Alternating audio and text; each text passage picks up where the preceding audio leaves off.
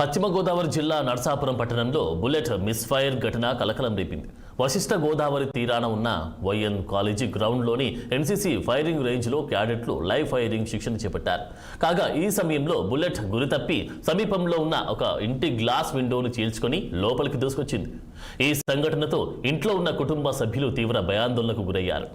నివాస ప్రాంతాల సమీపంలో ట్రైనింగ్ నిర్వహించడంపై భద్రతా చర్యలు కఠినంగా ఉండాలని స్థానికులు కోరుతున్నారు. ఈ ఘటనపై సంబంధిత అధికారులు దర్యాప్తు చేపట్టాలని, భవిష్యత్తులో ఇలాంటి ప్రమాదాలు జరగకుండా తగిన జాగ్రత్తలు తీసుకోవాలని స్థానికులు డిమాండ్ చేస్తున్నారు.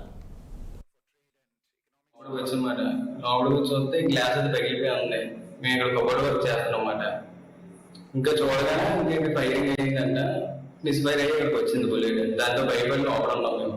గ్లాస్ పైలింగ్ మేము జడిసాము, లోపలికి వచ్చాము. ఎన్సీసీ వాళ్ళు ఇక్కడ ఫైరింగ్ చేయడం జరిగింది గోదావరి దగ్గర.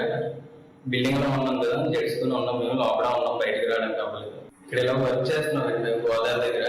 పెద్ద సౌండ్ వచ్చింది, దానికి జడిసి మేము లోపలికి వచ్చాం. సౌండ్లతోనే గ్లాస్ అది పగిలింది. సౌండ్ వచ్చిందండి, మేము లోపలికి వచ్చామాట. లోపలికి చూస్తే గ్లాస్ అది పగిలిపోయి ఉంది. మేము ఇక్కడ కబోర్డ్ వర్క్ చేస్తున్నాం అన్నమాట.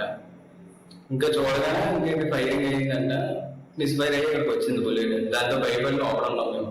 గ్లాస్ పైలింగ్ మేము జడిసాము, లోపలికి వచ్చాము. ఎన్సీసీ వాళ్ళు ఇక్కడ ఫైరింగ్ చేసి